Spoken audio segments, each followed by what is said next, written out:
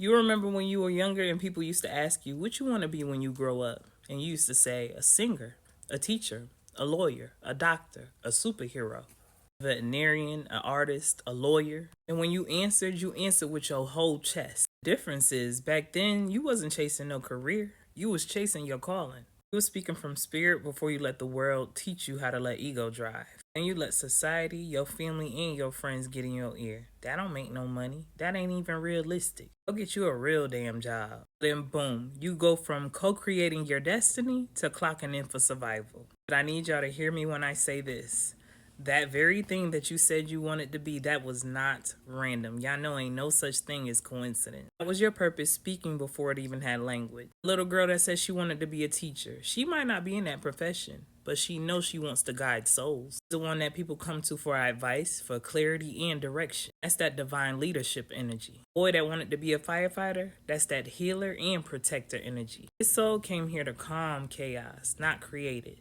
He's usually the one in the family putting all the fires out, being the mediator. He's the one that everybody turns to, and y'all know somebody just like this. Child that wanted to be a doctor, that's a natural energy worker. This is the nurturer, the fixer, the one who can feel people's pain in their body. And if they're not a doctor right now, they probably some kind of therapist or an herbalist, an intuitive healer, something of those sorts. Even massage therapists, Reiki healer, instructors, some form of healing. Because their gift is the gift of restoration. The one that wanted to be a lawyer, that's that advocate energy. Voice for people who cannot articulate their pain. Purpose is speaking through justice and discernment. The one that wanted to be a chef, your soul wants to heal through comfort, nourishment, expressing your craft through your food. Like love energy served in edible form. Because who don't like to eat? You could literally taste when somebody's cooking with their heart. The child that wanted to be an artist, they're a light code carrier. Gift is reflection, and they can turn emotions into visuals,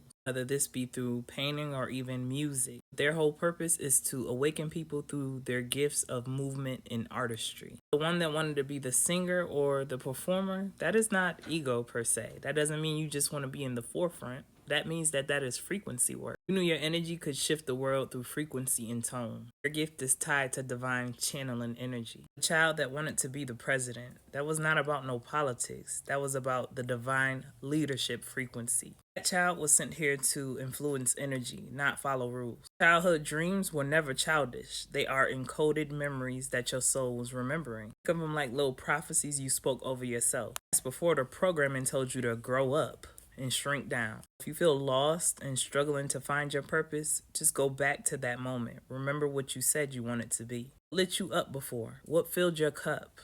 Before all the approval was needed, before all the trauma, before all the pain, before money got involved, because your purpose did not disappear. You just got distracted. You are not disconnected. You just was detoured. Ask your inner child, what did we come here to build? And listen. And then be ready to act on whatever it is your higher self gives you, no matter how big it seems. The answer you get, that spark, that memory, that dream, that what seems like a fantasy, it's actually frequency memory. It's been waiting on you to remember. Once you align to your passion and purpose, your abundance starts to flow to you. Then you can stop chasing. It's that one thing you would do every single day without having to get out of that bed and roll your eyes. It's that one thing that you do that brings you so much joy. That is what you should be doing every day. If you're not, I can assure you that is why you feel the way you feel. Back to what lit you up before you let fear dim your glow. Let me know y'all thoughts in the comments. Peace, love, and light, and gratitude for watching.